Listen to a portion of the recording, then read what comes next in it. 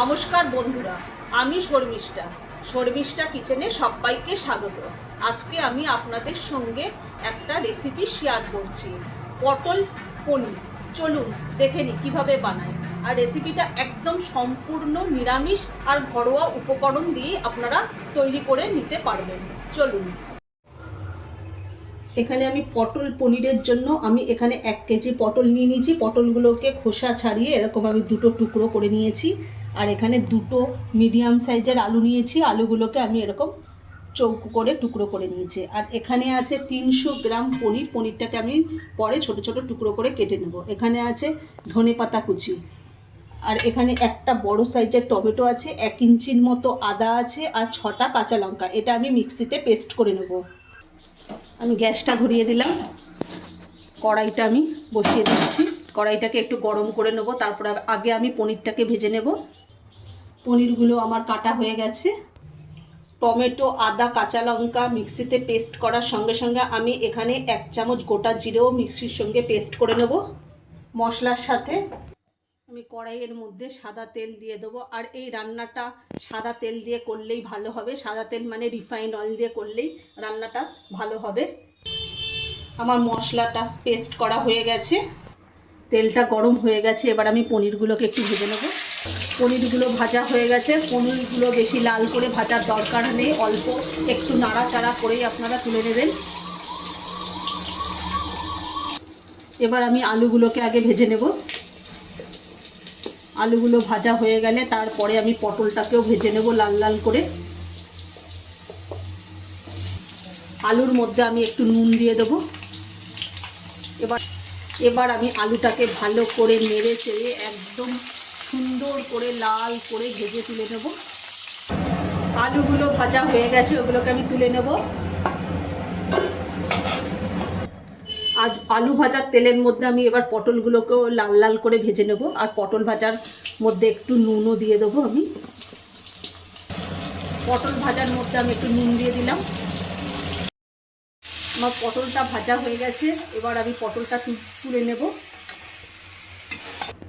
পটল ভাজার তেলের মধ্যেই আমি ফোড়ন দিয়ে দেবো। আমি একটা শুকনো লঙ্কা নিয়েছি, শুকনো লঙ্কাটাকে অর্ধেক করে দিয়ে দিলাম।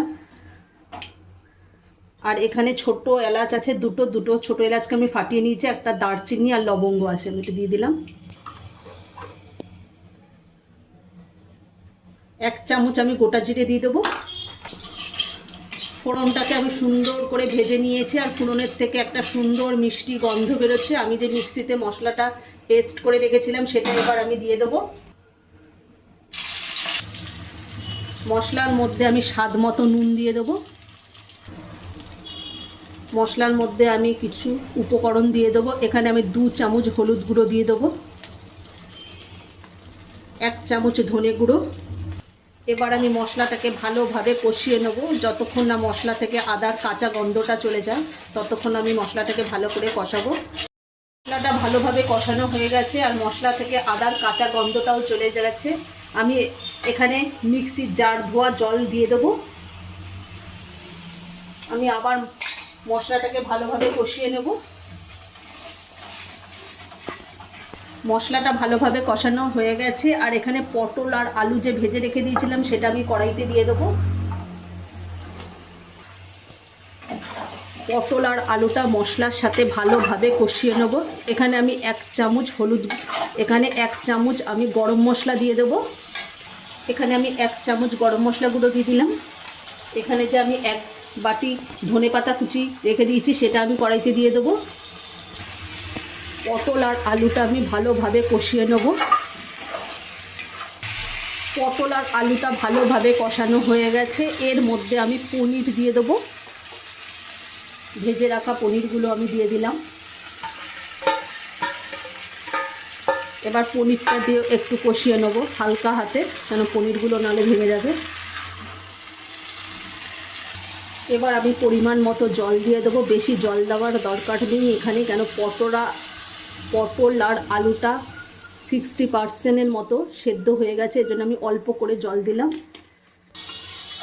জল দেওয়ার পর ভালোভাবে নাড়িয়ে নিয়েছি পটল আর আলুটা যেন জলের মধ্যে ডুবে থাকে। আমি 5 মিনিট ঢেকে দেবো।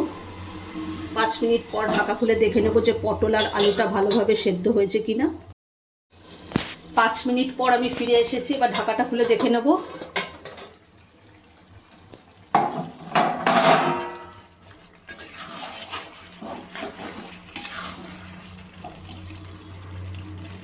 আলুটা সেদ্ধ হয়ে গেছে, পটলটাও সেদ্ধ হয়ে গেছে, আর ঝোলটা ঠিক পটল আর আলুর সাথে একদম গা মাখা মাখা।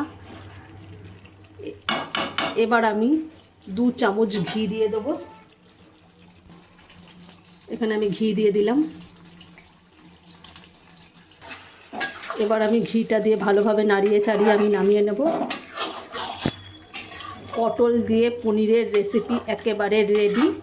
এবার আমি নামিয়ে নেব।